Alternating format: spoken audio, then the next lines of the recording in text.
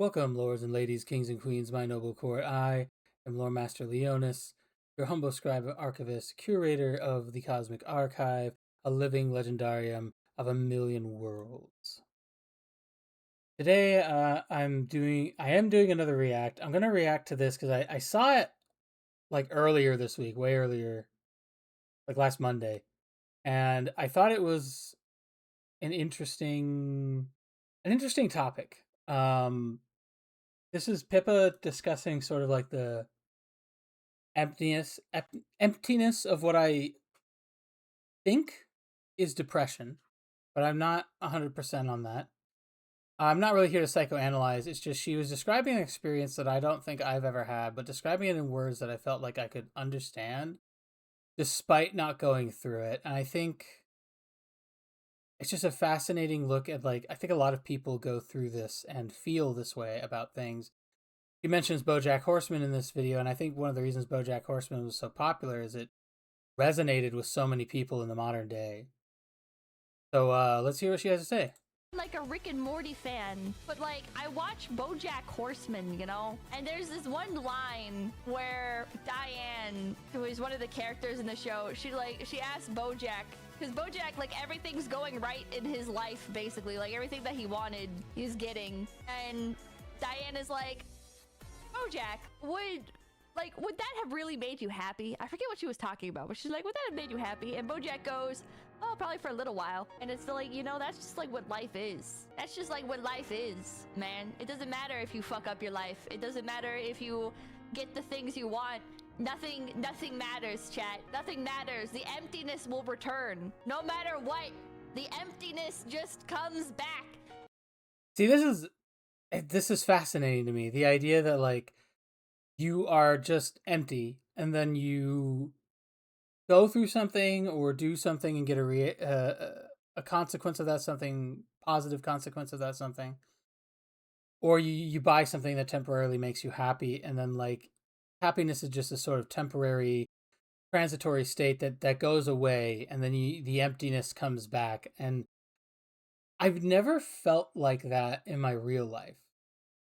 I've had times where I felt like I was lost between things and I didn't know what to do.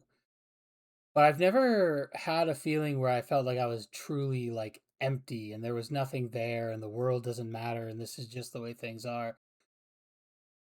Which is fascinating because I have a very black pilled view of our future. I kind of, but even with that, there's like a thought process where I'm like, yeah, but there's things I can do to kind of put myself in a better space where I have to deal with less of it when it gets here. But I mean that's kind of where I don't know. I've never experienced this before, so um, it's fascinating hearing about it because I don't think I've ever heard somebody describe it this way.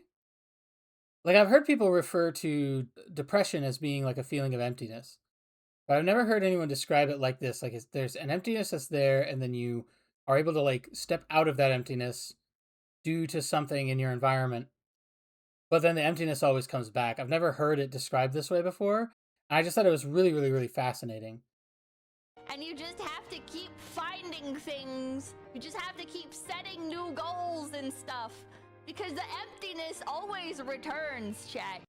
She's actually right about this, even if you don't feel this way about reality. One thing that I've always had in my life is, like, if I don't have like a concrete goal I'm heading towards, I really feel lost. Like, I don't know where I am. I don't feel empty, but I feel like I'm floating between, like, possibilities, and like I would describe it like each possibility is like a little island in, like, open space, and I don't really know what direction I'm floating in or where to go.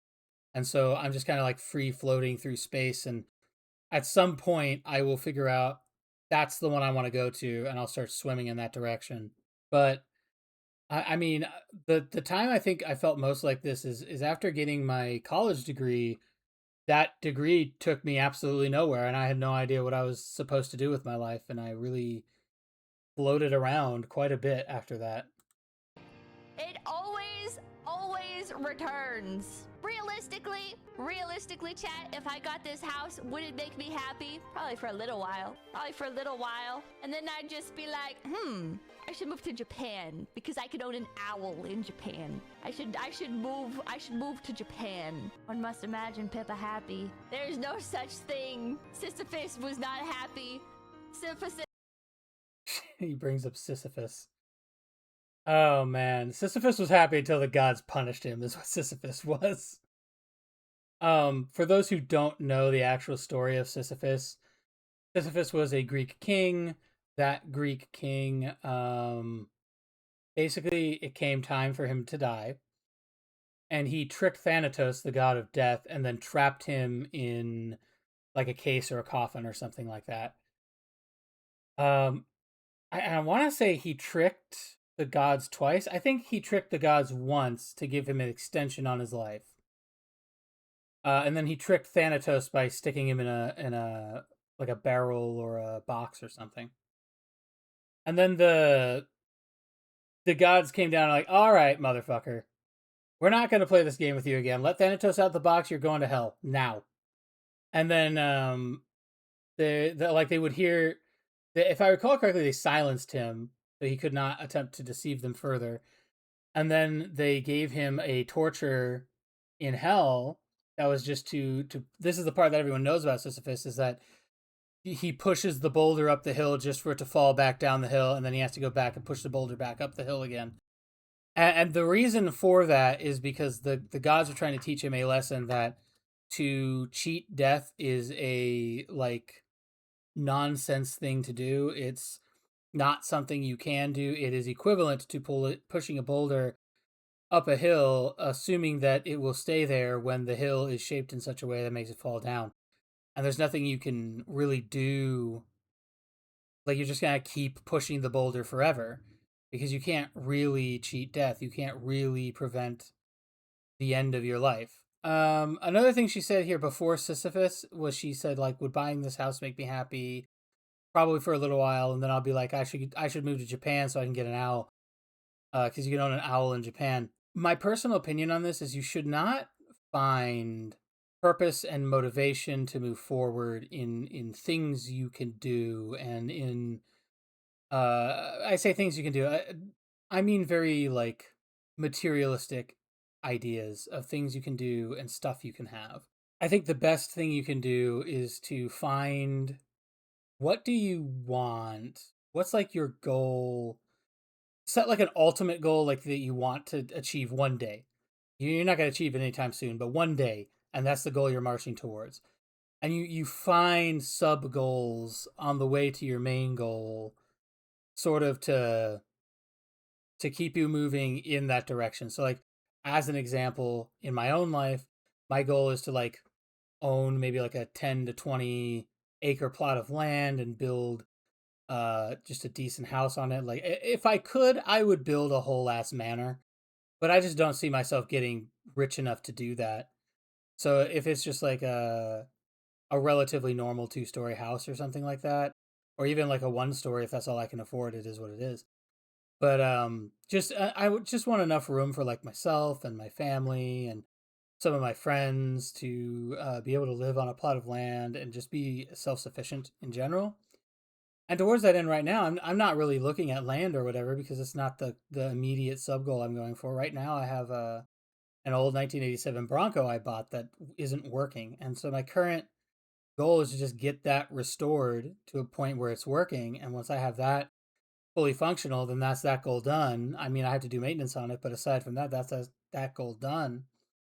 And then I move on to the next goal, which is just to find myself a plot of land to go to. And that'll be the next major thing that I do. And maybe along the way, I also get a trailer so I can haul more stuff when I move. But that's more like a utility.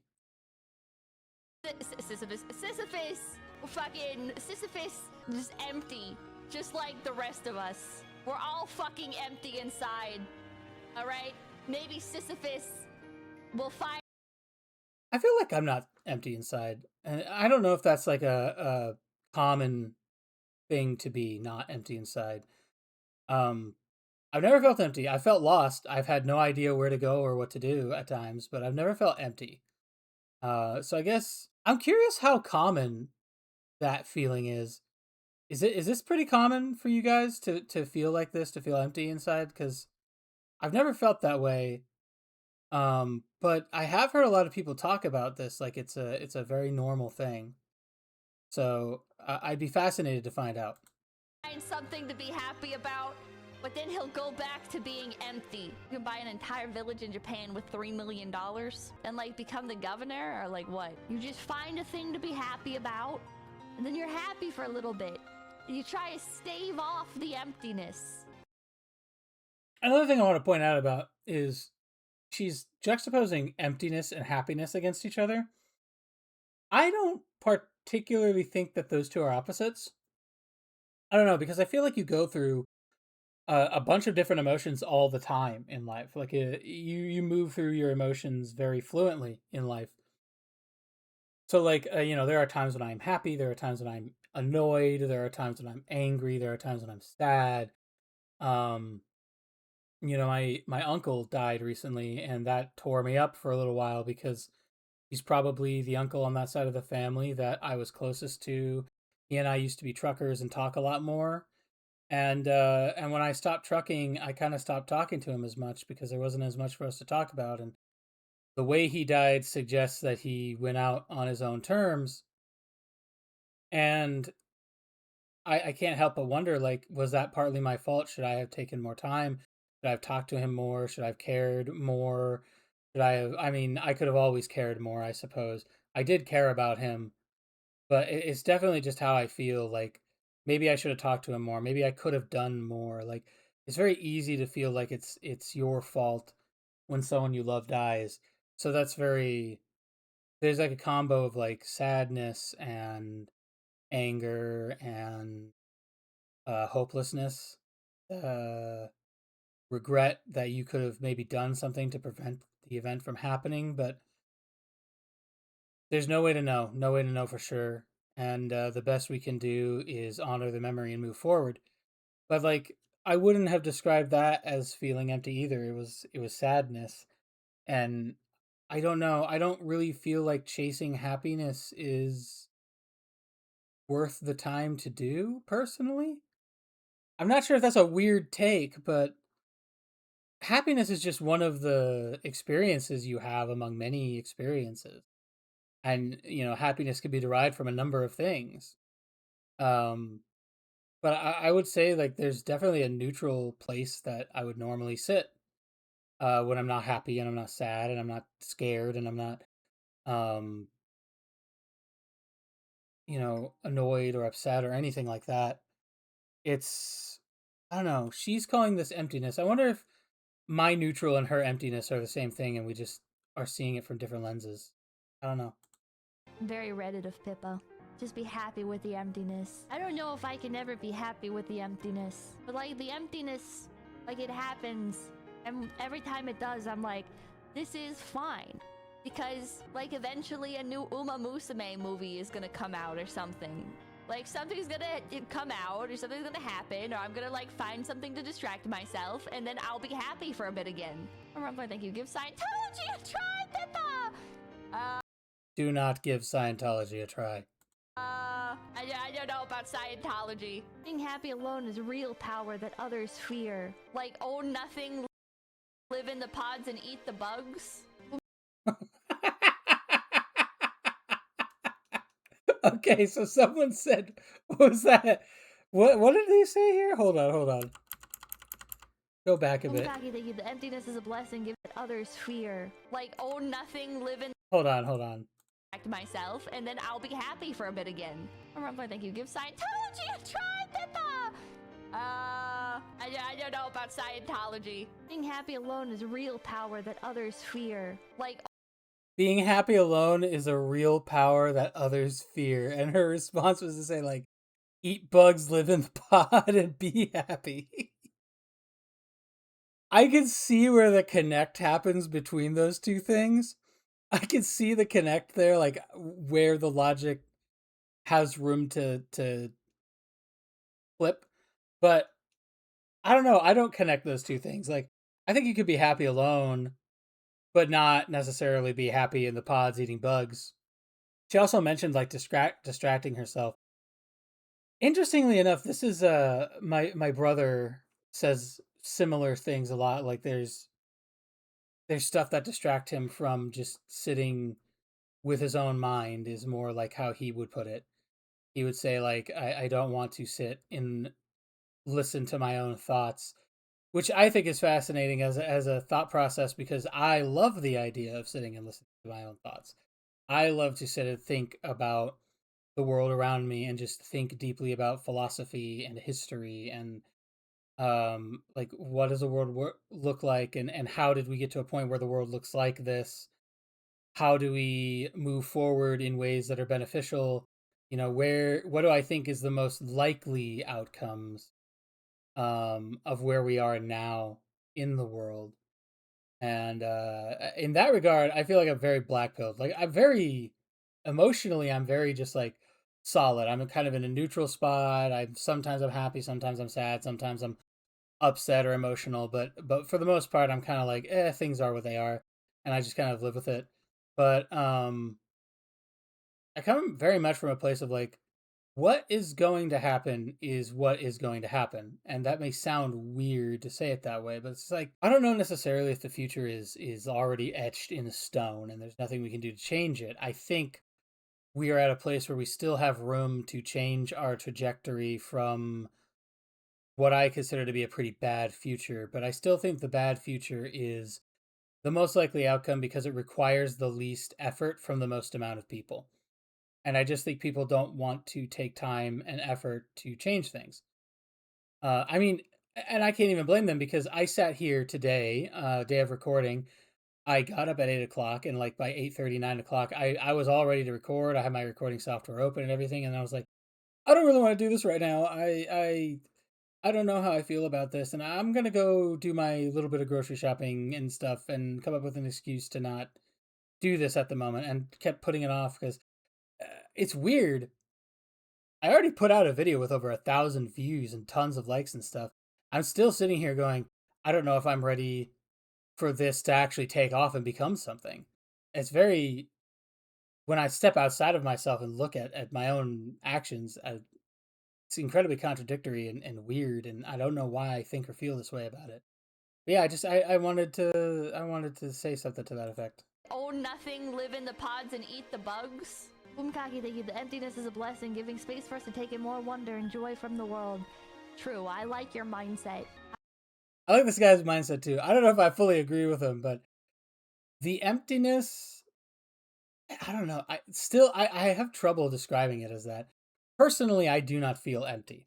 So I just don't know. Maybe empty is a term they're using to refer to something similar to what I think, but I'm not sure. But I do like this point of view where like you keep room in your heart to like see the world and the beauty of it. And I do think that's important because it's really easy to look at all the stuff. You listen to 20,000 news stories, I'll tell you about what horrible, terrible things are happening and why, you know, you read on one side of the aisle and they're like, you know, why this thing Pete Hegseth did is going to lead us to total tyranny and destruction. And then you read, you know, something on the other side of the aisle, and they're like, why this thing Ilhan Omar did is going to destroy the integrity of the entire nation and plunge us into a dark age. And like everybody's talking about the terrors of what will be, and you know, it's important to kind of like step away from all of that and just be like, hey, let me take a moment to appreciate the beauty, the positives, the things that exist in this world that wouldn't exist with some of the good that has come out of admittedly very bad situations throughout our history. And then after you do that, you take a deep breath and you're like, okay, I can listen to the cacophony again and try to pick out the things that are true and discard the things that are likely not to be true. And I think maybe something that a lot of us have trouble with is our filters are getting overwhelmed. I like your mindset. I hate the people. Maybe this is ignorant of me, but I hate the people that are like, oh, well, you just need to like meditate and find like spiritual enlightenment or whatever, and you just need to like be happy letting go. Meditation is unlikely to bring you by itself to spiritual enlightenment, I don't think. Meditating is a helpful tool to help you kind of figure out your own internal thought processes and why you think the way you do and what kind of thoughts are occurring to you and why. But I don't know that I would use meditation. I think meditation is more a mental tool than a spiritual tool. I suppose it could be used as a spiritual tool, but I've never really used it that way. I've always thought of it as like stepping outside of your own thought process and watching your thought process run from an external perspective. That's always what I've thought of meditation as. Everything. And it's like, I'm sorry, brother, but that's cope. That's cope. You're coping. It's just cope. The universe will provide. People will seriously be like, oh yeah, you know, children in Africa are happy and they don't have this or that. And it's like, bro, shut the fuck up. Shut the fuck up. And brother, thank you. I actually think this is a good point. I think a lot of people would view this as very negative, but I think it's a very good point. Children in Africa don't have much and are happy. I think even if you say it like that, it's not like it's just children in Africa. There's a lot of peoples across the world that have little compared to what we view as little. Well, they have little compared to what we have, but they are happy. And the thing is, there's a lot of things that could bring about happiness. There's a lot of argument in modern day Western culture about happiness kind of being a veil over your eyes. Um, but at the end of the day, I think people could be content or happy with just enough for them to get by. In what I mean by that isn't that you should be happy with only enough for you to get by, but what I mean is like if you have access to food, you have access to water, uh, clean water, you have, you know, a social network and a support network for yourself. You are able to well balance your time inside and your time outside. You have fun things you can do when you don't have work to do, and you have work and work that you can do or something you can work at towards a purpose for yourself. If all of those things together are all there in your life, I imagine you could be pretty happy and content with yourself. If any of those things are missing, you'll be less than happy or less than content to some degree, but the degree is going to depend on how much are you missing and how much aren't you. And I think a big part of like this sort of idea of emptiness and not being happy with what you have comes from us living in a world where we have everything we need, but not everything we want. And so we don't struggle in the same way we would have in the past. There's a lot of stuff we would have once struggled for that we don't struggle for now. I'm not really sure like how else to put it. But I mean, I'm not like a specialist on this or anything. I'm not a psychologist or a psychiatrist or anything. I'm just kind of like spinning my own gears in my brain. Um Maybe that is why I feel more mm, not empty. I do have people around me. I do have a support system. I do have access to food, clean water, pretty much everything I need uh, in abundance. And I am moving towards an actual goal that I have, both like a sub goal and an overarching goal, like life goal level thing for me to do.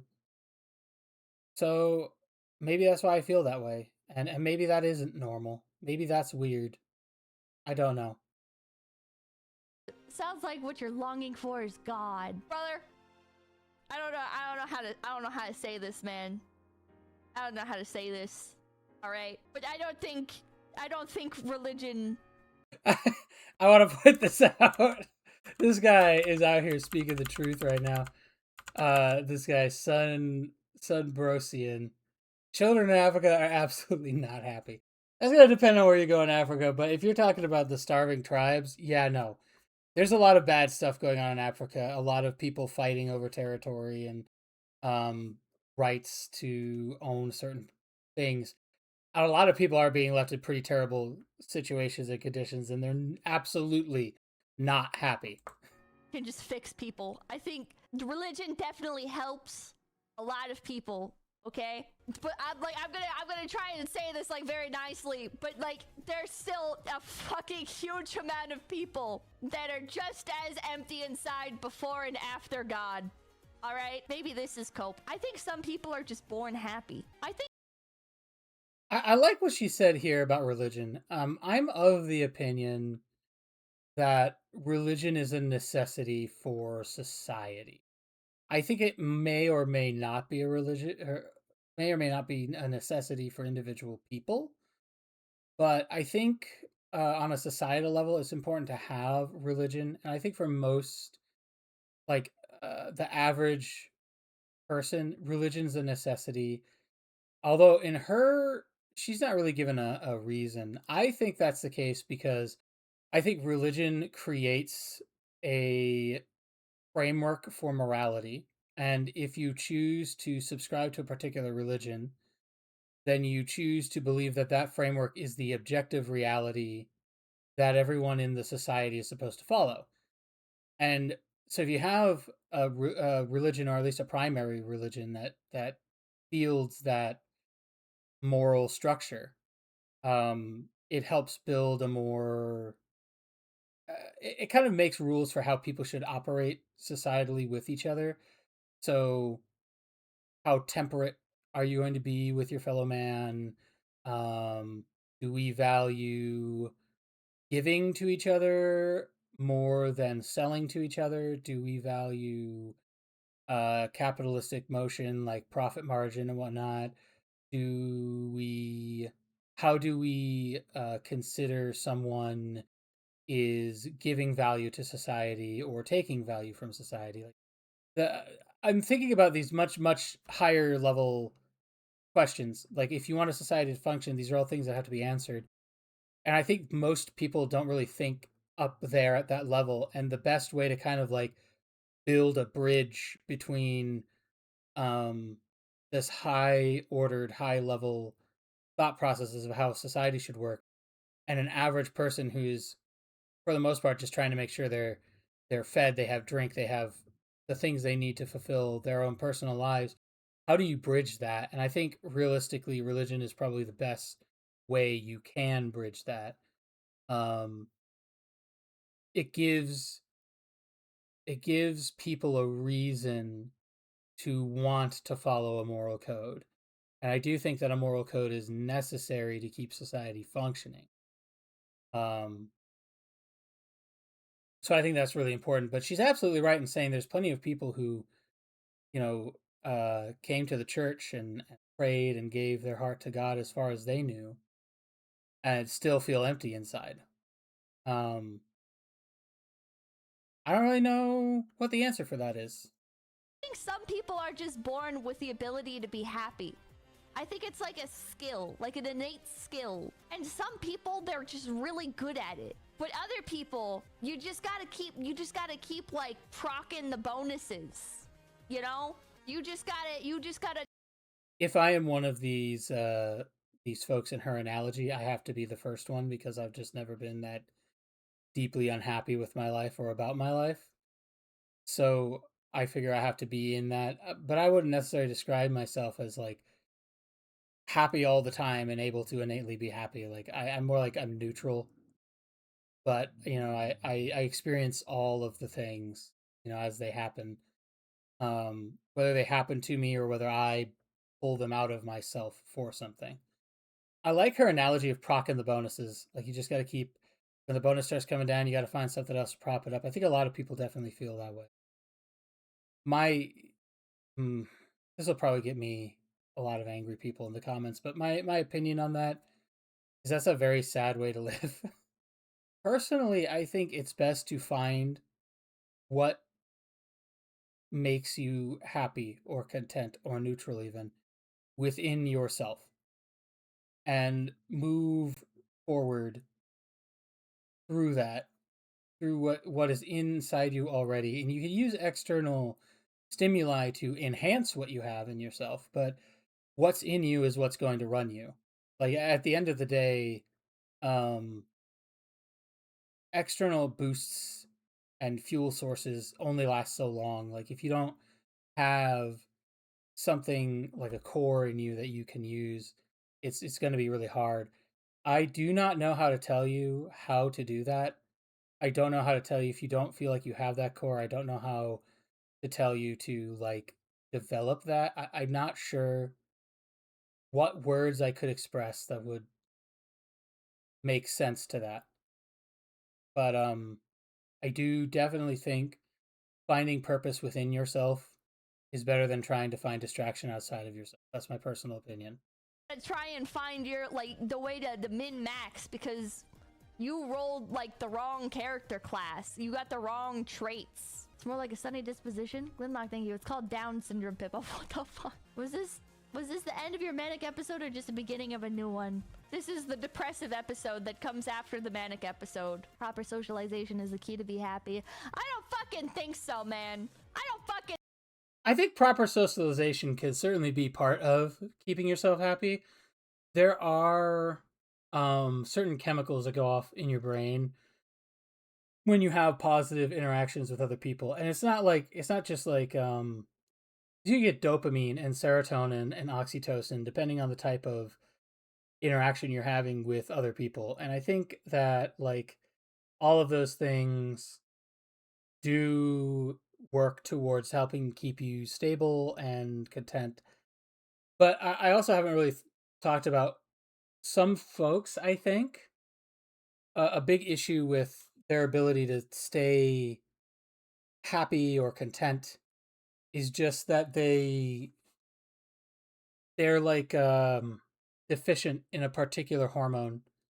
And sometimes that happens because there's just something occurred in your body, whether it was during your development or whether it was damage that occurred at some point in your life, or perhaps you just your body didn't grow a particular gland correctly during the course of childhood. I'm not sure, but I do know that there are people who have like an overabundance or deficiency in certain hormones in their body, and that can really mess with their ability, like how they can feel about things. And I didn't really think about that before when I was talking about like the core inside of you and whatnot.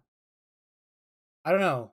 Um, maybe that I'd like to think that that's still possible for someone with like a messed up hormonal balance. Um, that you could still get yourself to that place, but I don't know for sure. Again, I'm not a scientist. I'm not a neuroscientist or a psychologist or whatever. I'm reacting to this because I just thought it was really fascinating. I never heard someone discuss like depression slash neutrality like this before. I've never heard one like someone like really discuss this idea of emptiness is your base state of being. You do things or get things which pull you out of emptiness with distraction to be happy temporarily, but they only last for so long and then you're back to your natural state of emptiness again. That's the main thing that I wanted to talk about in this. Think so. I'm gonna self-diagnose myself. I think I have avoidant personality disorder, all right? Being around other people is draining. Being around other people is one of those things where you look back on it and you'll be like, oh yeah, like that was a good time. That was a good time. I am glad that I did this. But it's not like a in the moment, like, oh, I'm so happy. But have you tried therapy? So she's also describing a very introverted personality trait there. My brother once described to me that he felt the difference between introverts and extroverts was extroverts go out in the world and it's like they're powered by solar panels, and when they go out and they do things, they get more energy from the sun. Introverts are like a battery powered phone that has to get plugged into the wall to be recharged. And when they go out into the world, their battery only lasts so long before they need to come back and recharge at the port. And I thought that was a very interesting way to put that.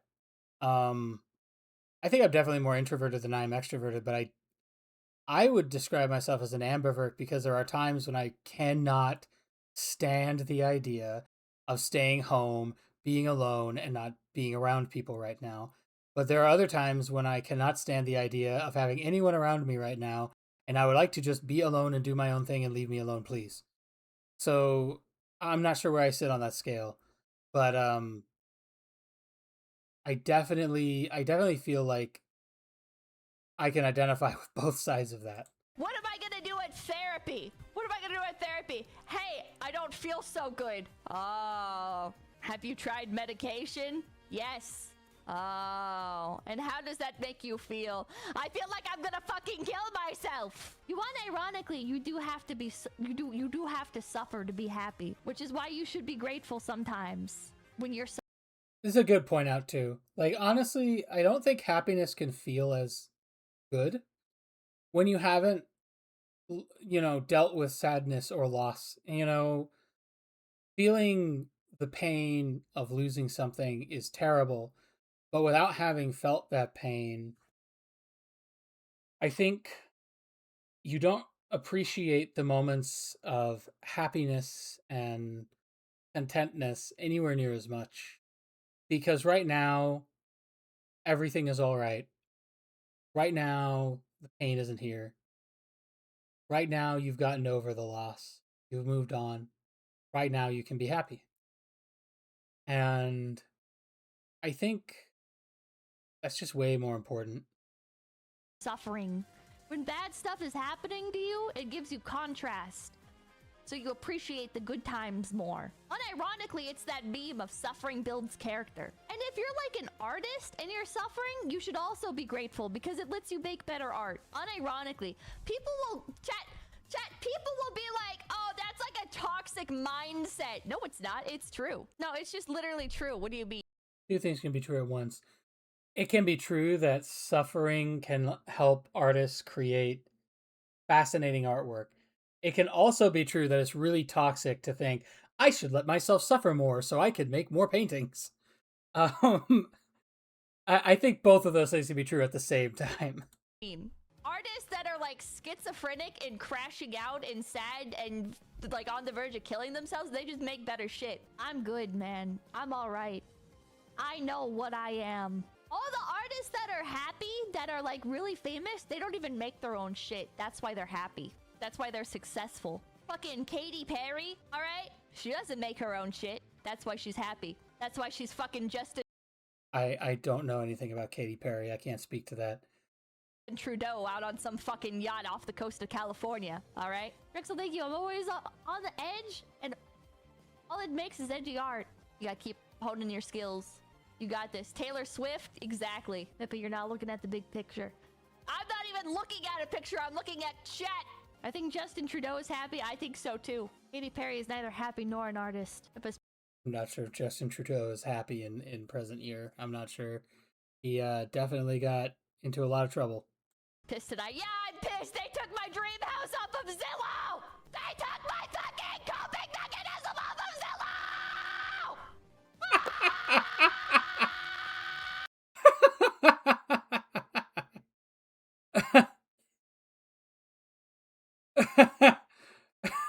I'm sorry. Pippa's crash outs always get me. It's funny as hell. Yeah, love her clips. Makes very good clips of multiple VTubers, and you should definitely check him out and see his work. He does really good work.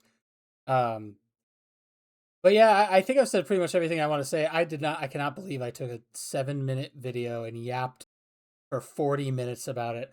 So I I was like earlier today. I was like, I'm gonna do all 3 Louisverse videos all in one video, and then I yapped for 30 minutes on one video, and I was like, you know what? Maybe not. Maybe not. Maybe I'll just put the yappening for the one video out, and then I'll just yappening again later this week on another one. Well, anyway, until next time, my curious scholars, goodbye.